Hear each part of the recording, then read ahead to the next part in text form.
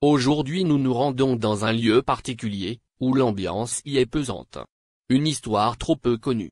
Et pourtant le banc Saint-Jean reste le plus grand mouroir nazi.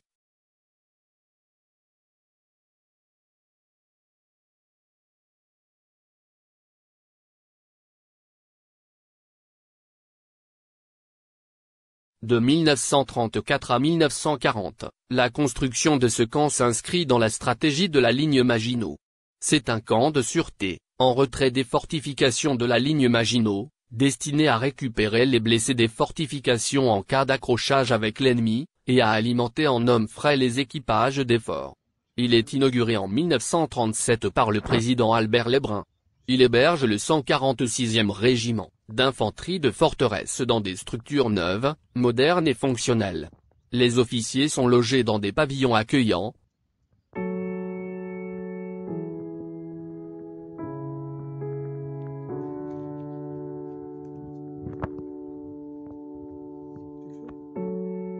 Nous commençons par aller observer la zone du camp de sûreté.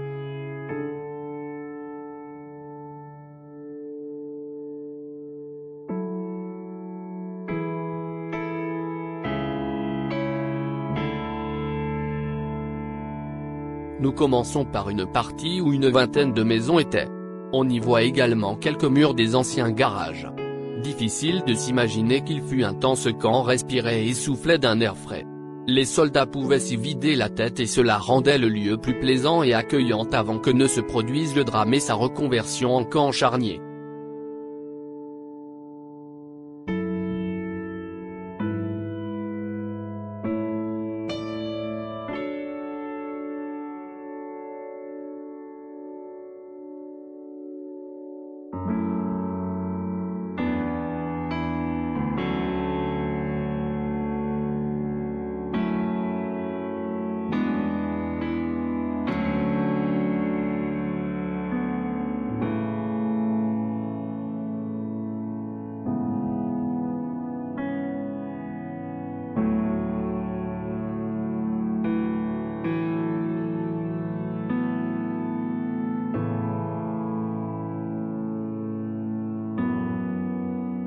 Nous décidons d'entrer dans l'une des maisons, tout en étant prudents.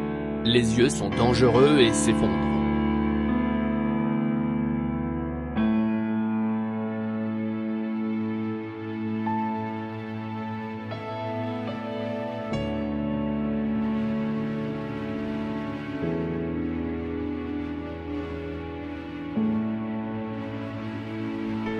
Chacune des maisons a la même disposition. Une cuisine, une pièce, un étage non accessible. Et une cave.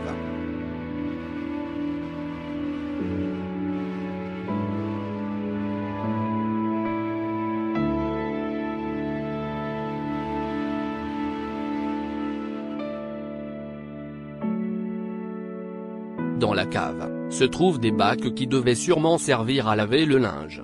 Et on peut supposer que cette cave était également un abri prévu en cas d'attaque.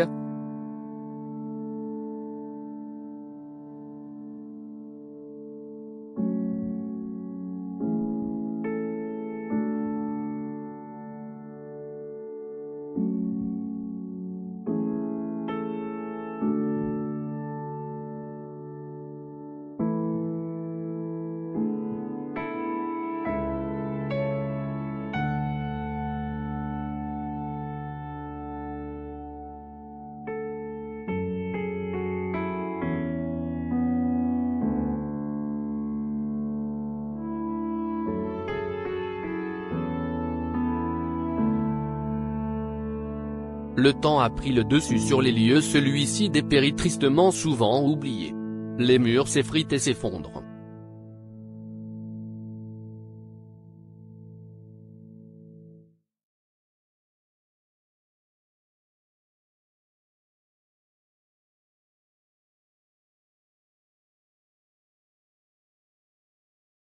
Nous apercevons un ancien transformateur d'époque.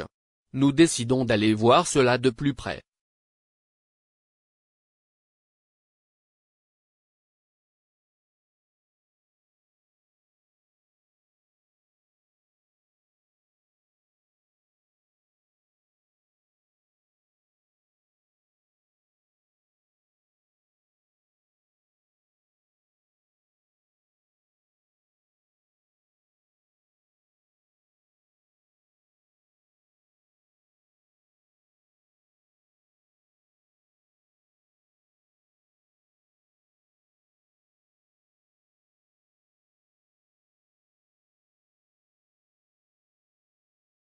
L'histoire dramatique et tragique du banc Saint-Jean commence le 22 juin 1941 avec l'invasion de l'Union soviétique par la Wehrmacht, durant l'opération Barbarossa.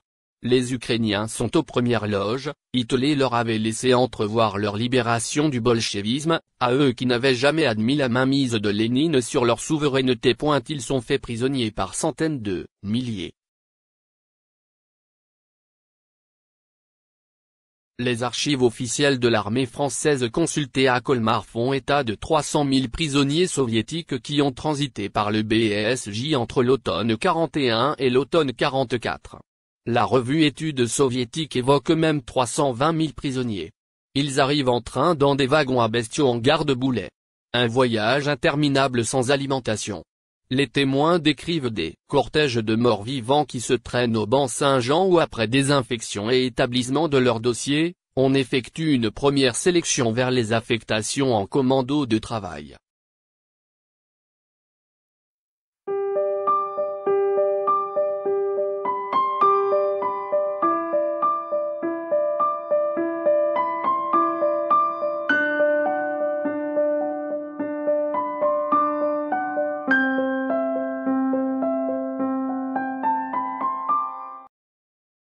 Une sélection s'effectue sur les prisonniers les plus costauds sont envoyés dans les mines de fer et de charbon et les plus chanceux entre guillemets seront employés dans les fermes aux alentours.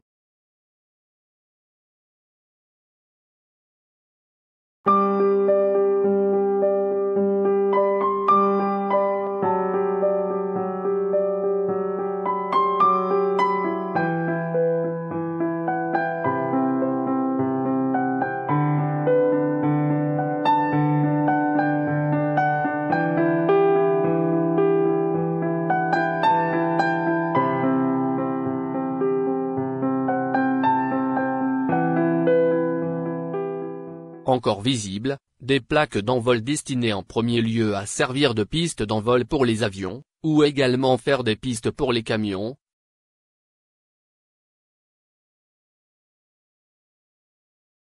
Nous nous dirigeons vers le plus grand des 3 châteaux d'eau du camp.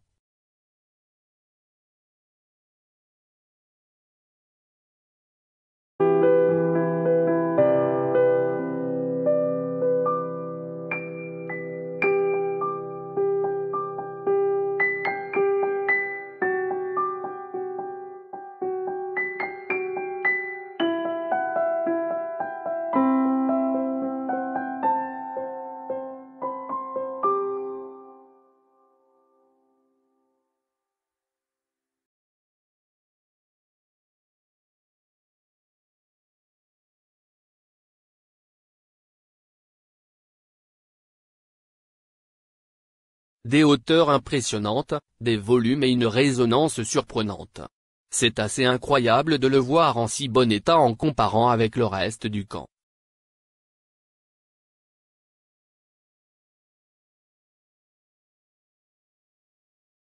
Nous retrouvons sur notre chemin, l'atelier et magasin du camp dont il ne reste que des fragments de murs et barreaux aux fenêtres.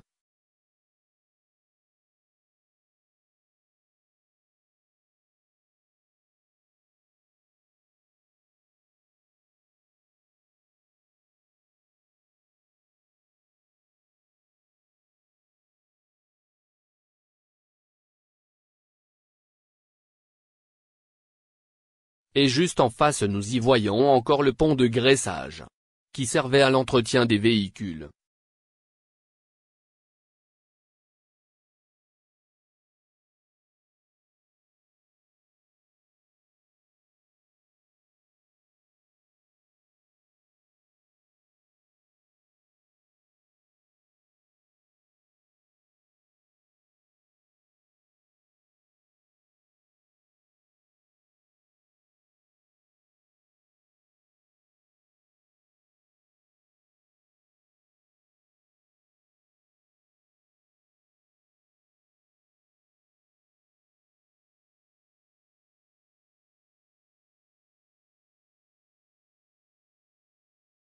Au loin on peut voir des bâtiments, nous supposons qu'il s'agit et peut-être des écuries. Nous nous lançons dans la broussaille. Le chemin n'est pas réellement accessible.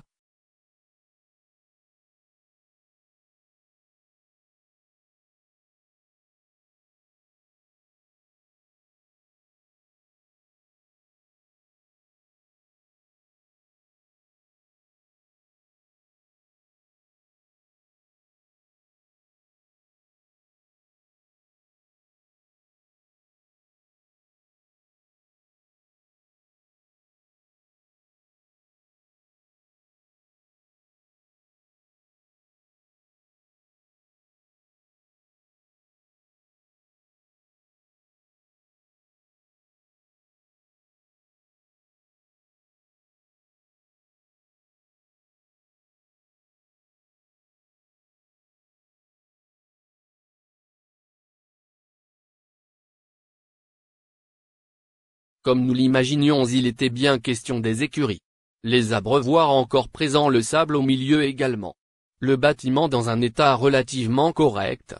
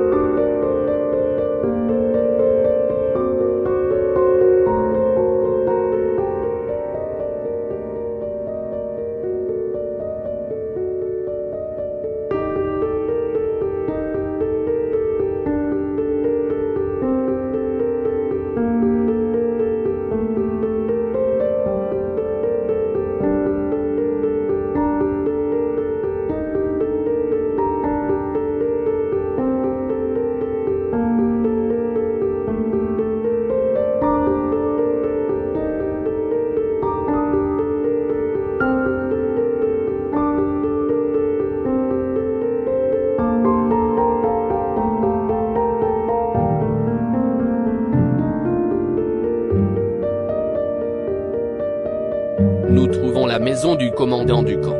Différente par sa superficie, et on y aperçoit encore le balcon encore en bon état.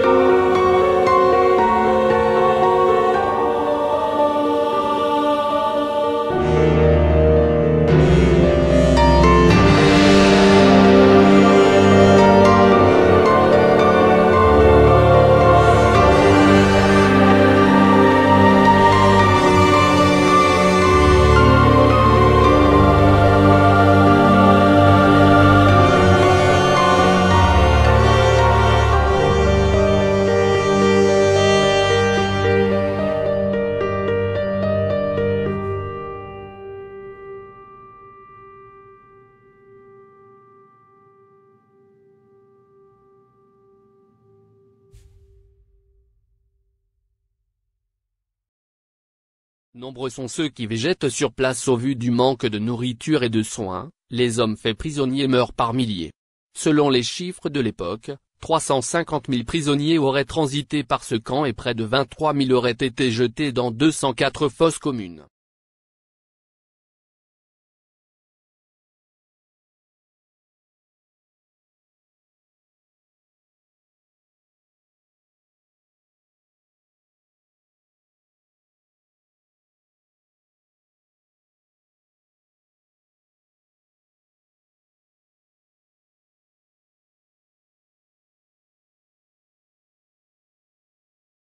Sur notre chemin, nous trouvons un poste.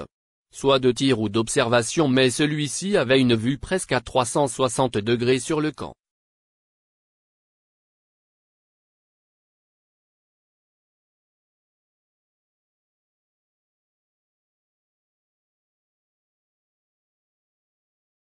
Nous arrivons sur un second château d'eau. Beaucoup plus petit et qui n'a rien à voir avec le précédent.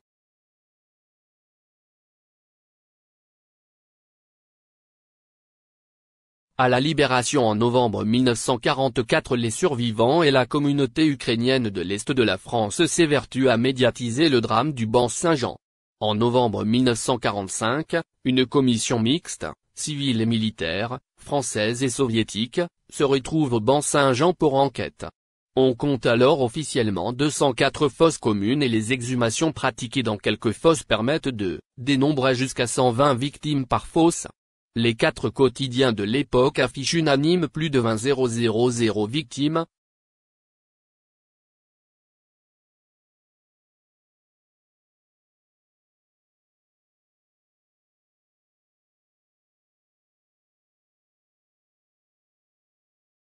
En rebroussant chemin au milieu de la forêt, nous sommes tombés sur une ancienne chambre de coupure du camp. Par curiosité, nous avons voulu regarder ce qu'il en restait à l'intérieur.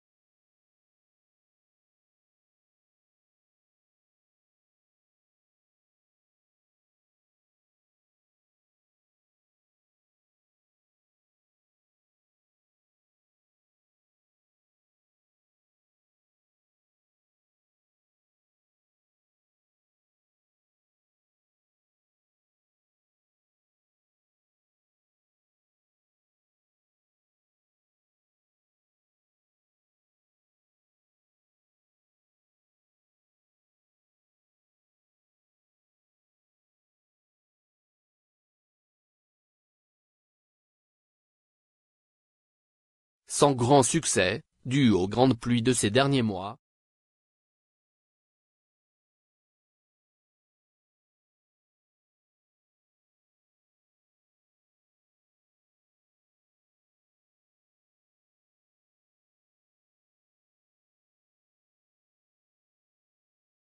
Un peu plus loin, nous avons trouvé un ancien emplacement d'un canon de 65 mm.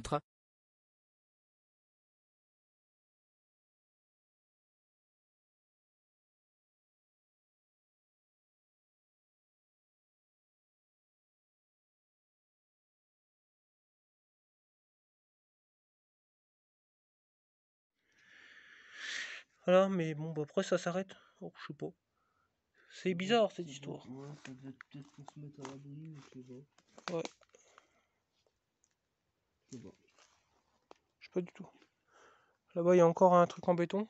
Là-bas. Mais je sais pas. Donc voilà. Ouais, là, t'as vu, ça fait une sorte de. Des gouttes. Peut-être ça a été muré, je sais pas du tout. Je sais pas. Donc voilà la vue de loin. Donc ça apparemment il y en a pas beaucoup. Tout autour il y a des gros trous comme ça. Puis il y a des tranchées un peu partout. Ça devait. En mémoire de ce camp. De tous ces hommes, tous ces innocents. Pour ne jamais oublier. Le drame du banc Saint-Jean.